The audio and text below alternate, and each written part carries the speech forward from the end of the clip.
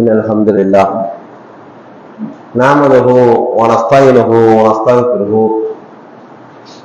ونعوذ بالله من شرور أنفسنا ومن سيئات أعمالنا من يهده الله فلا مضل له ومن يضلل فلا هادي له وأشهد أن لا إله إلا الله وحده لا شريك له وأشهد أن محمدا عبده ورسوله أما بعد يا أيها الناس اتقوا ربكم الذي خلقكم من نفس واحدة وخلق منها زوجها وبث منهما رجالا كثيرا ونساء واتقوا الله الذي تساءلون به والأرحام إن الله كان عليكم رقيبا எல்லாம் அல்ல அல்லாஹ்வின் நல்லடியார்களே, அந்த ஏக இறைவனின் சாந்தியும் சமாதானமும் அந்த வற்றாத பெருங்கருணையும் நம்மவர் அனைவர் மீதும் என்றென்றும் நின்று நிலவட்டுமாக என்று பிரார்த்தித்தவனாக எனது இந்த ஜிம்மாவுடைய உரையை ஆரம்பம் செய்கின்றேன். அன்பானவர்களே, இந்த மனிதனை பற்றி அல்லாஹ் ரப்பல் ஆலமீன்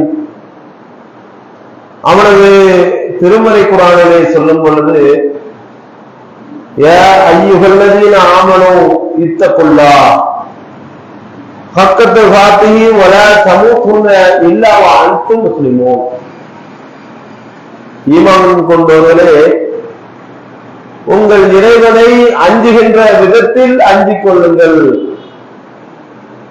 ஒரு மூமீனாக அன்று மரணித்து விடாதீர்கள் என்று அல்லாஹ் ரப்பல் ஆலமீன் அவனது வேதத்திலே சொல்லி காட்டுகின்றார்.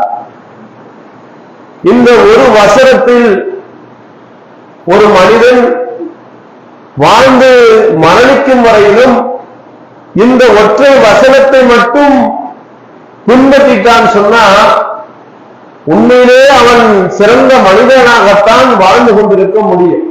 அவன் சொல்றான், அல்லாஹ் சொல்றான், ஷார்ட் அண்ட் ஸ்வீட்டா சொல்றான், இந்த உலகத்துல நீ மௌத்தா போகும்போது மூமினா அன்றி மரணித்து விடாத. இப்போ நாம நீண்ட தூரம் பயணம் போறோம்னு வைக்கிறேன், அந்த பயணம் போகும்போது அபாயகரமான வளைவு மிக கவனமாக வாங்கன்னு சொல்லி அந்த போர்டை பார்த்துட்டாங்க டிரைவரு, அதோட கூட இருக்கிறவங்க பார்த்துட்டாங்கன்னு வைக்கிறேன்.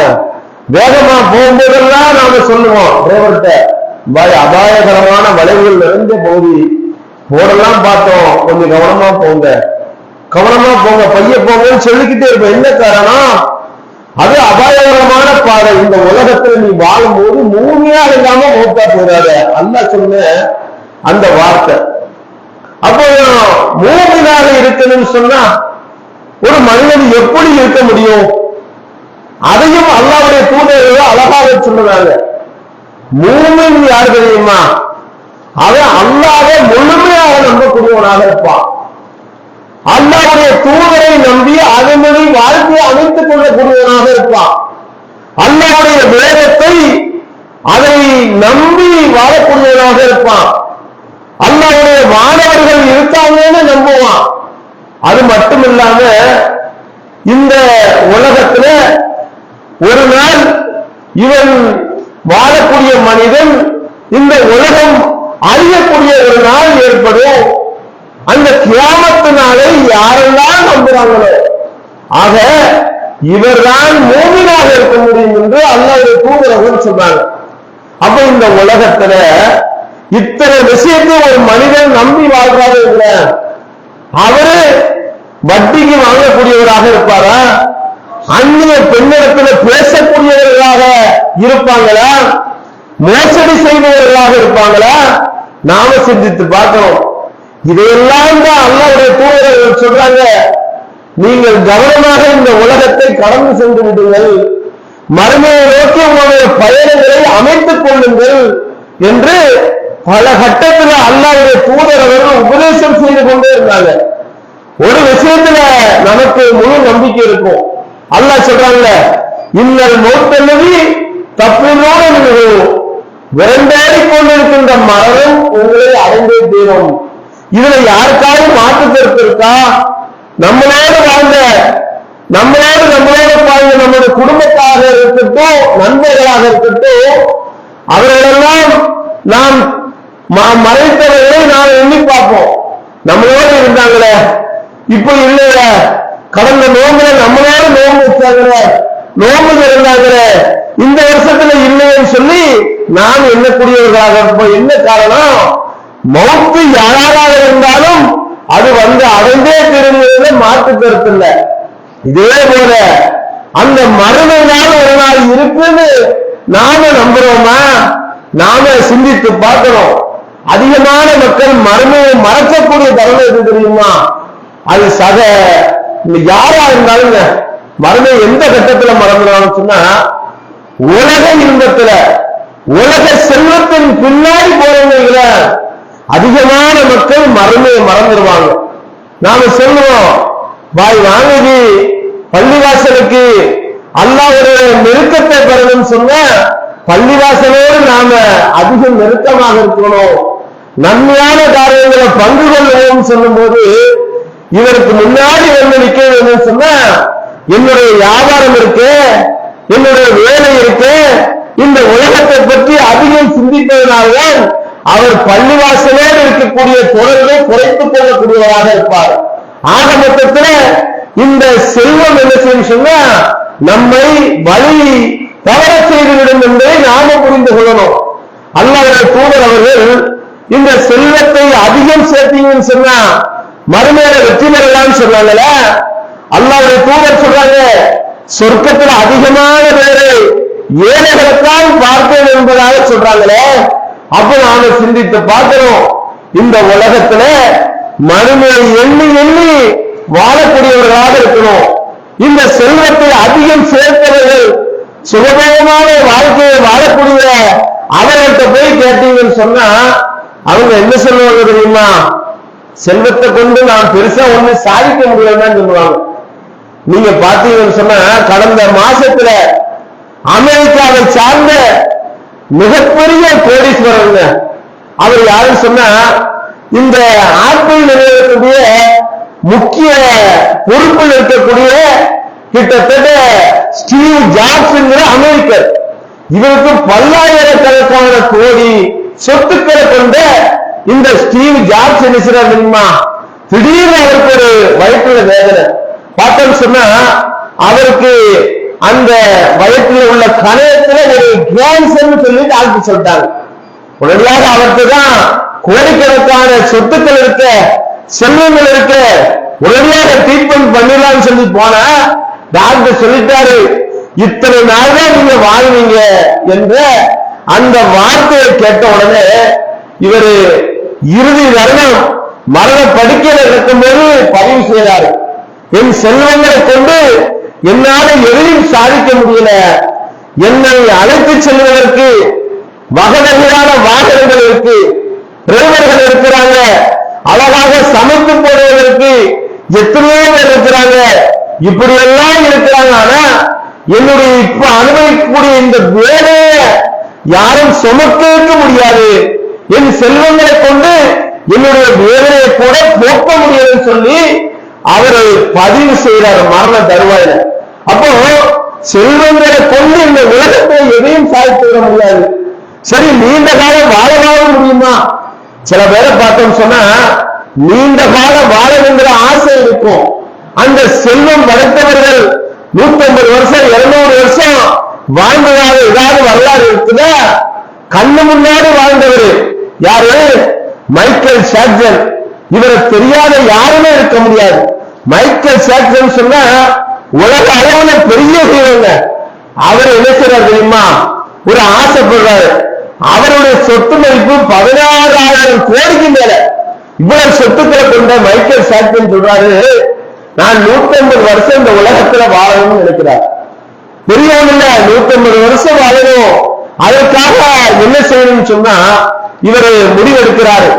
10 டாக்டர்களை நியமிக்கிறார். ஒவ்வொருவரும் மிகப்பெரிய முக்கியமான பொறுப்பில் இருக்கக்கூடிய சிறந்த டாக்டர்கள் நியமிக்கிறாரு. அதற்கு கிட்னியில பிரச்சனை, அதுக்கு தயாராக வருவது, ஹார்ட்ல பிரச்சனை, அதை தானம் கொடுப்பதற்கு தயாராக அவர்கள் இப்படி வந்து அவர் உச்சந்தலிருந்து உள்ளங்காத வரையும் பரிசோதனை செய்யப்படுது. இதைத்தான் இவர் சாப்பிடணும், இப்போ ரெஸ்ட் எடுக்கணும், இப்போ அவர் நடத்தணும் என்கிற லிஸ்ட் படிதான் தன்னுடைய வாழ்க்கை அமைக்கிறார். அப்படி வாழ்ந்த மைக்கேல் ஜாக்சன் எத்தனை வருஷம் வாழ்ந்துட்டாரு? 50 வயதை கடக்க முடியாது. அப்போ இந்த உலகத்துல பெருசா எதையும் சாதிக்கவே முடியாது. நினைச்சவர்கள் எல்லாம் வாங்கிக் கொள்ளலாம், ஆனா அனுபவிப்பதாக இருந்தால் சொன்னா அது அல்லாஹ்வுடைய நாட்டம் இருந்தால்தான் அதையும் அனுபவிக்க முடியும் என்பதை நாம புரிந்து வாழக்கூடியவர்களாக இருக்கணும். நபிகள் நாயகம் ஸல்லல்லாஹு அலைஹி வஸல்லம் அந்த அரபு மக்கள் இருக்கிறாங்களே, அல்லாஹ்வுடைய தூதர் அவர்கள் எப்படி பக்குவப்படுத்தினாங்க தெரியுமா? அரபு மக்கள் என்ன எண்ணத்துல இருந்தாங்க, என்ன விட யார் உயர்ந்தவங்கிற அந்த யூக பிரச்சனை, உயர்ந்த குலத்துக்காரங்க நாங்க தான், இதுபடிப்பட்ட பிரச்சனை எங்களை போன்ற அந்த மொழி அரபு மொழியில சிறந்தவர்கள் என்பதாக அவர்களுக்குள்ள பிரச்சனை. இதுலயே பல பேரும் மரணம் அடைந்துட்டாங்க. இந்த குரூப்ல 5 பேரும் செத்தாங்க சொன்னா அந்த குரூப்ல 5 பேரும் சொல்லி 2 பேருக்கு பல மரணங்கள் நிகழ்ந்த அந்த அரபுகள் மத்தியில நபிகள் நாயகம் ஸல்லல்லாஹு அலைஹி வஸல்லம் எவ்வளவு அழகான வார்த்தைகளை சொன்னாங்க தெரியுமா? மரணங்களை பற்றி அவர்கள் சொல்லி சொல்லி அவர்கள் குணங்கள் எல்லாம் குழந்தையை போல மாறிச்சுங்க. என்று சொன்னா நபிகள் நாயகம் சொன்ன தருணங்கள் எல்லாம் எப்படிப்பட்டது தெரியுமா? மரணம் ஞாபகப்படுத்திக்கிட்டே இருப்பாங்க. ஒரு கட்டத்துல அல்லாஹ்வுடைய தூதர் அவர்கள் தன்னுடைய வீட்டுல உணவு இருக்கிறான்னு கேட்கிறாங்க. என்ன உணவு இருக்குமா அப்படின்னு மனைவி இடத்துல கேட்கும் போது அவர்களுக்கு என்ன பதில் வருது தெரியுமா? ஒண்ணுமே இல்லை. யார் இருக்கிற சக்கரவர்த்தியாக இருக்கிறவங்க, உலகத்திலே பிரம்மாண்டமான நிலங்களை ஆட்சி செய்யக்கூடிய அல்லாஹ்வுடைய தூதர் இடத்துல பல்லாயிரக்கணக்கான யுத்த வீரர்களை கொண்ட நபிகள் நாயகம் ஸல்லல்லாஹு அலைஹி வஸல்லம் வீட்டுல கேட்கிறாங்க உணவு இருக்கான்னு சொல்லி. வீட்டுல ஒண்ணுமே இல்லைன்னு பதில். அப்போ நபிகள் நாயகம் வெளியே போறாங்கன்னு சொன்னா வீதியில நண்பர்களை சந்திக்கிறாங்க. யாரெல்லாம் சந்திக்கிறாங்க? அபூபக்கர் சித்திக் ரலியல்லாஹு அவர்களை சந்திக்கிறாங்க, உமர் ரலியல்லாஹு அவர்களை சந்திக்கிறாங்க. கேட்கும் போது இந்த உச்சி நேரத்துல இந்த நேரத்துல உங்களை இந்த இடத்துல சொல்லி நளினமான முறையில் நபிகள் நாயகம் கேட்கிறாங்க. அப்ப அவர்களுக்கு அவங்க கேட்ட கேள்விக்கு நபிகள் நாயகம் பதில் சொன்னாங்க, உங்களை எது இந்த வீதிக்கு கொண்டு வந்துச்சோ அதுதான் எனக்கும்ங்கிறாங்க. என்ன காரணம்? பசியோட வீட்டுல உணவு இல்லைன்னு நீங்க வீதிக்கு வந்தீங்களே, இந்த நிலைதான் எனக்கும் அல்லாஹ்வுடைய தூதர் அவர்கள் நளினமாக பதில் சொல்றாங்க. இறுதியில 3 பேர் என்ன செய்றாங்க சொன்னா, ஒரு அன்சாரி தோழருடைய வீட்டுக்கு போறாங்க, விருந்தாளியாக போறாங்க. அந்த அன்சாரி தோழர் என்ன செய்றாங்க சொன்னா, அவர்களை கண்டதும் உணவு தயார் செய்யறாங்க. முன் உணவாக கொஞ்சம் பழங்கள் கொடுக்கப்படும். இந்த பழங்களை பெற்ற அல்லாஹ்வுடைய தூதர் அவர்கள் நாம என்ன செய்வோம், ஒழுங்காக ஒரு வீசிடுவோம், முண்டசிய முதல்ல ஆத்திடுவோம் அப்படின்னு தான் அடுத்த பேச்சே பேசுவோம். ஆனா நபிகள் நாயகம் ஸல்லல்லாஹு அலைஹி வஸல்லம் அந்த உணவு தட்டுக்கு முன்பாக என்ன சொல்றாங்க தெரியுமா? அல்லாஹ்வுக்கு பயந்து கொள்ளுங்கள், இத்தகுல்லா, மறுமைக்கு பயந்து கொள்ளுங்கள். என்ன தருணங்க? விருந்துக்கு போன இடத்துல கூட நபித்தோழருக்கு உபதேசம் பண்றாங்க, இந்த மறுமைக்கு பயந்து கொள்ளுங்கள் என்பதாக. சிந்தித்து பார்க்கணும். அப்படி பக்குவப்பட்டவர்களாக நபித்தோழருடைய வாழ்க்கை இருந்துச்சு. நபிகள் நாயகம் ஸல்லல்லாஹு அலைஹி வஸல்லம் அவர்களுக்கு ஒரு நபித்தோழர் வார, யார சொல்லா மறுமை எப்போ ஒரு யார சொல்லா மறுமையை பத்தி கேட்கிறார். நாம மறுமையை சிந்திக்கக்கூடியவர்களாக இருக்கிறோமா? மறுமையை எண்ணி வாழக்கூடியவர்களாக இருக்கிறோமா? இன்றைய தினம் மறுமைக்காக எதை ஏற்படுத்துற ஒரு கேள்வி வைப்பாங்க. இன்றைய ஃபஜ்ர்ல இருந்து இப்போ கடந்த காலத்துல விட்டுருவோம், கடந்த மாதத்தை விட்டுருவோம், கடந்த வருடத்தை விட்டுருவோம்.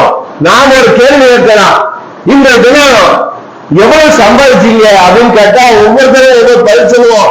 அரை நாள் வேலைக்கு போன 500 ரூபாய் கிடைச்சது, இந்த மாதிரி கிடைச்சதுன்னு சொல்லி பதில் சொல்லுவோம். அதே மாதிரி மறுமைக்காக இன்றைக்கு எதை முற்படுத்தீங்கன்னு நம்ம இடத்துல யாராவது கேட்டாங்கன்னு சொன்னா நாம என்ன பதில் வச்சிருக்கோம்?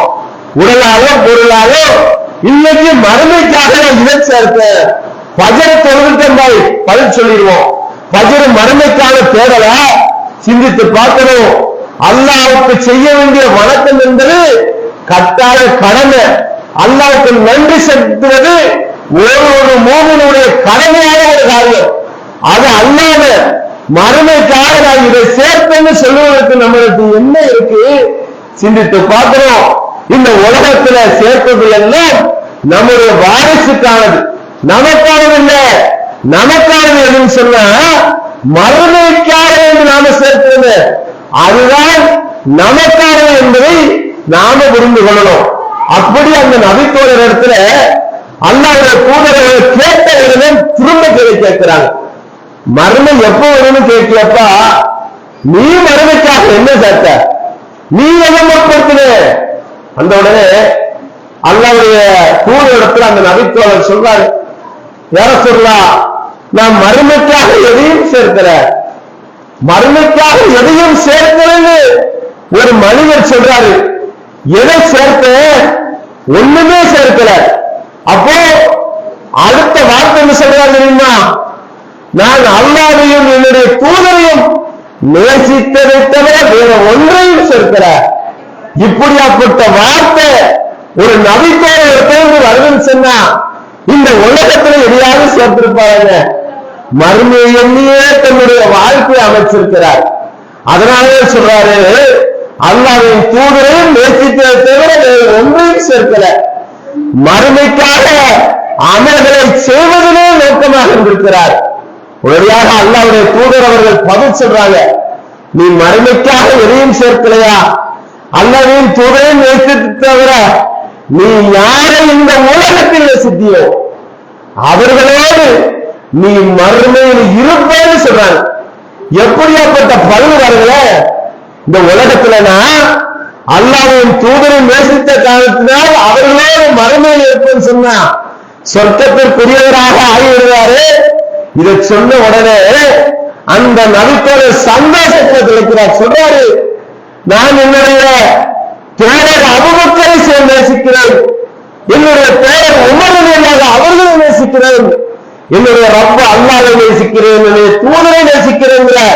இந்த 4 பேரையும் சொல்றார். என்ன காரணம்?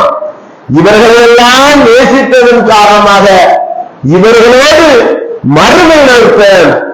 எப்படியாப்பட்ட சுபாவமாக மாறுவதற்கு அந்த மறுமை சிந்தனைதான் என்பதை உணர்ந்து வாழக்கூடியவர்களாக இருக்கணும். ரபியா இப்னு கஅப் ரலியல்லாஹு அவர்கள் அழகான பணியாளருங்க. அப்படியாப்பட்ட பணியாளர் நபிகள் நாயகம் ஸல்லல்லாஹு அலைஹி வஸல்லம் அவர்களை அதிகம் நேசிக்கக்கூடியவராக இருந்தார். நபிகள் நாயகம் ஸல்லல்லாஹு அலைஹி வஸல்லம் ஏதாவது ஒரு வேலை சொல்லுவாங்கன்னு சொல்லி இவர் என்ன செய்வாங்க சொன்னா நபிகள் நாயகம் வீட்டு வாசல்லையே போய் படுத்துக் கொள்வாராம். ஒருவேளை இரவு நேரங்கள்ல நபிகள் நாயகம் எழுந்திருப்பாங்க, ஏதாவது ஒரு தேவைன்னு கேட்பாங்கன்னு சொல்லி வாசல்லே படுத்திருப்பாராம். இவருடைய பணி அலுவல் பணியெல்லாம் பார்த்துட்டு நபிகள் நாயகம் ஸல்லல்லாஹு அலைஹி வஸல்லம் கேட்கிறாங்க, உலகத்துல ஏதாவது வேணுமாப்பா, என்ன வேலை கேளு, நான் செய்ய தயாராக இருக்கிறேன். உடனே அவர் பதில் சொல்றாரு, யார சொல்லா, இந்த உலகத்துல எனக்கு எதுவும் வேண்டாம் யார சொல்லா, மறுமையோடு நான் உங்களோடு இருக்கணும், அதற்காக வேண்டி எனக்காக பிரார்த்தனை செய்யுங்க, அது போதுங்கிறார். அப்ப இந்த உலகத்துல இதெல்லாம் கேட்டாங்கன்னு சொன்னா கிடைத்திருக்கும். நம்ம இடத்துல யாராவது கேட்டாங்கன்னு ஒரு முக்கியமான அதிகாரி நம்மளுடைய பொது சேவையை ரொம்ப பிடிச்சு கலெக்டரே கூப்பிடுறாங்க, உங்க பொது சேவை ரொம்ப பிடிச்சிருக்கு பாய், உண்மையிலே நீங்க சிறந்த சேவையை செய்வீங்க, உங்களுக்கு என்னதான் அரசு தரப்பில் இருந்து வேணுமா கேளுங்க அப்படின்னு கேட்டா உண்மையா நாம் என்ன செய்ய தெரியுமா, உடனடியாக சிந்தனையில வரும். இந்த உலகத்துல என்னென்ன தேவை அதை போய் லிஸ்ட போட்டுருவோம். ஏன்னா கேட்டுட்டாங்கள மிகப்பெரிய அதிகாரியாச்ச, ஆனா அதை விட மிகப்பெரிய அதிகாரி எதை கேட்டாலும் கொடுக்கக்கூடிய இடத்தில் நபிகளாக இருக்கிறாங்க. ஆனா அல்லாஹ்வுடைய தூதரிடத்துல எதையும் கேட்கல, மறுமையில் உங்களோடு இருக்கணும், அதுதான் நோக்கமாக அவங்க வெளிப்படுத்துறாங்க. உடனே நபிகளாக சொல்றாங்க, இருக்கட்டும்பா, உலகத்துல எனக்கு மறுமையில உங்களோடு இருக்கணும் யார சொல்லலாம். உடனே நபிகளாக சொல்றாங்க, உபரியான வணக்க வழிபாடுகள்ல அதிகமாக ஈடுபடுங்க என்று அல்லாஹ்வுடைய தூதர் அவர்கள் அவருக்கு உபதேசம் செய்யக்கூடியவர்களாக இருக்கிறாங்க.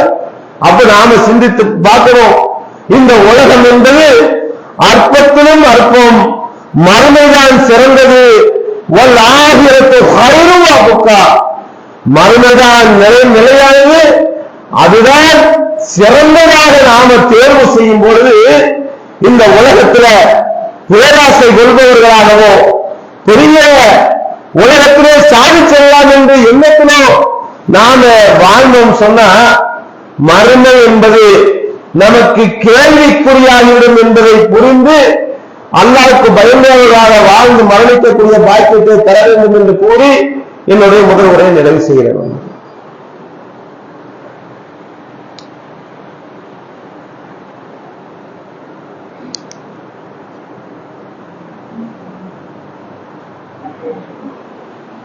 எல்லாம் அல்ல அல்லாஹ்வின் நல்லடியார்களே, அப்போ இந்த உலகத்துல அனுதினமும் மறுமையை எண்ணி எண்ணி வாழும்போது நாம் அனாச்சாரியமான காரியங்களில் ஈடுபடக்கூடியவர்களாக ஒரு காலம் இருக்க மாட்டோம்.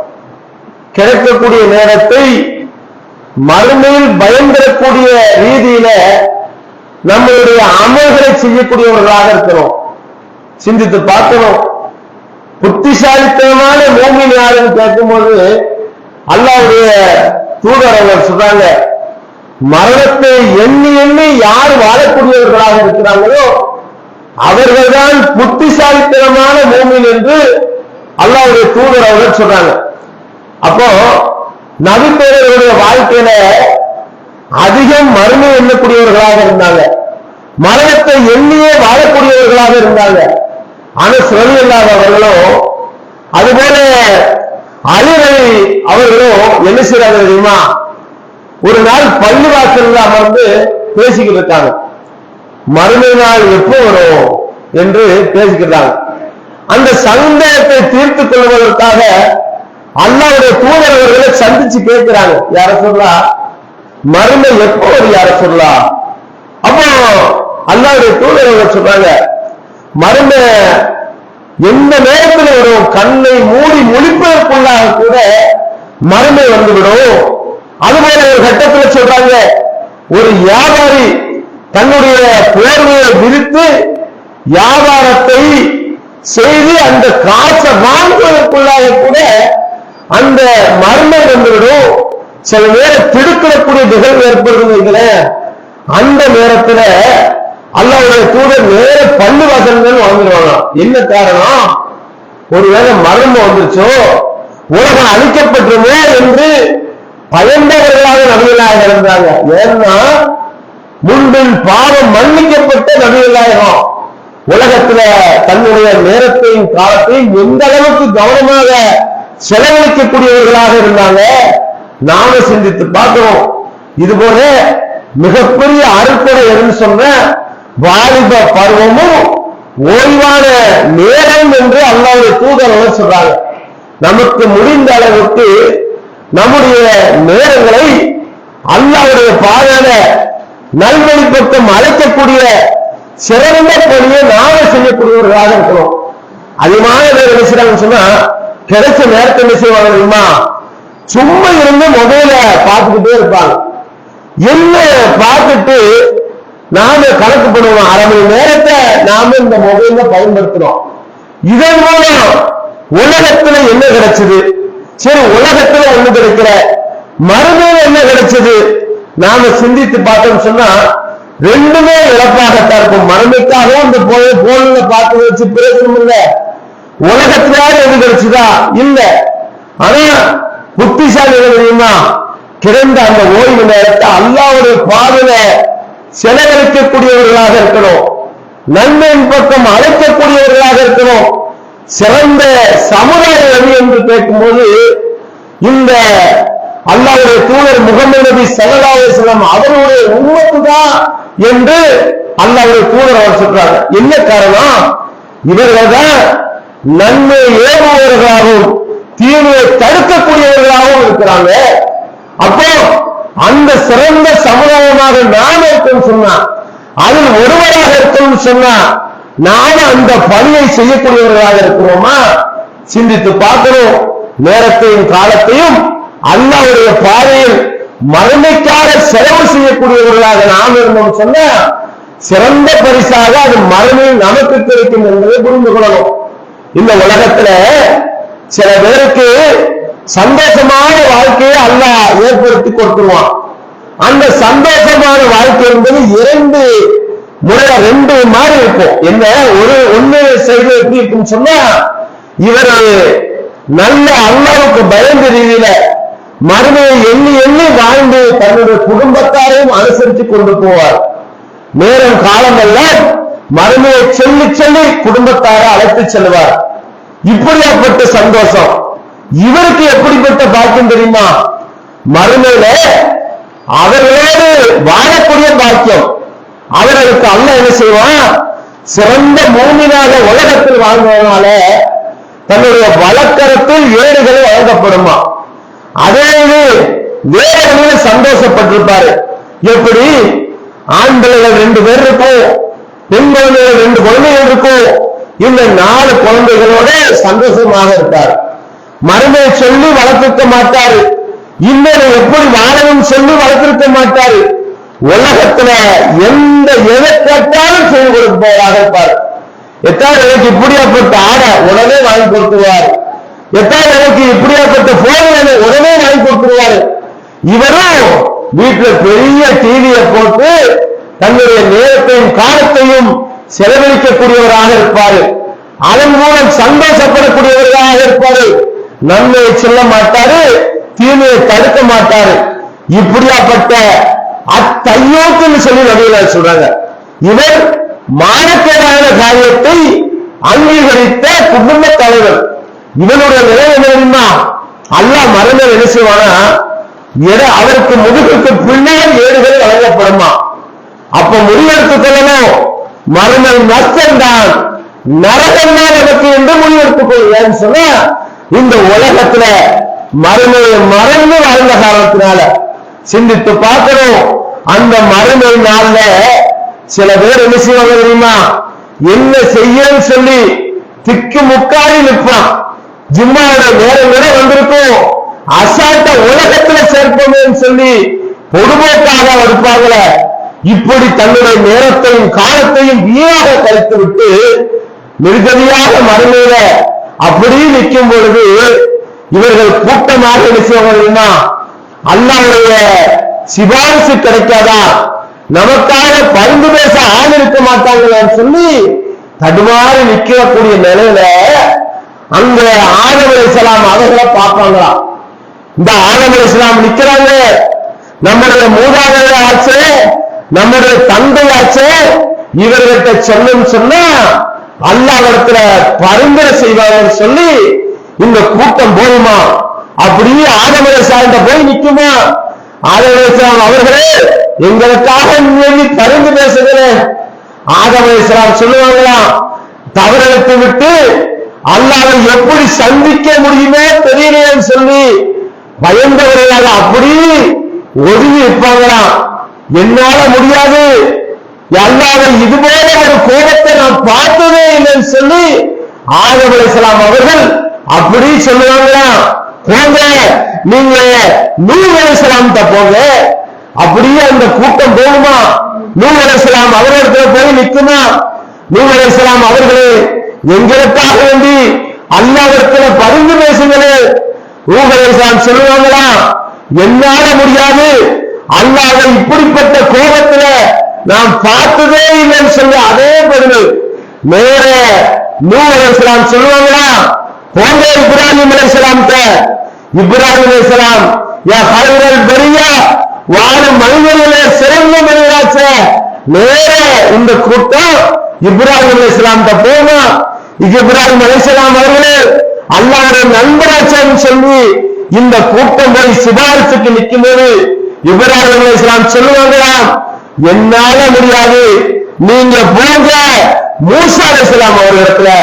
இந்த கூட்டம் போகுமா? மூசா அலைஹிஸ்ஸலாம் அவர்களே எங்களுக்காக அல்லாஹ்விடத்துல பரிந்து பேசுகிறேன் நிற்கும் போது மூசா அலைஹிஸ்ஸலாம் சொல்லுவாங்களாம், அதே போல என்னால முடியாது, நீங்க போங்க ஈசா அலைஹிஸ்ஸலாம் அவர்களிடத்துல. ஈசா அலைஹிஸ்ஸலாம் அவர்களிடத்துல போய் நிற்கும் போது அவர்களும் அதே போல இந்த உலகத்துல எப்படி நாம் வீணாக நேரத்தை கழித்து விட்டு திக்கு தடுமாறி இறுதியில போய் நிற்போமா? முகமது நபி ஸல்லல்லாஹு அலைஹி வஸல்லம் அவர்களிடத்துல போய் நிற்போமா?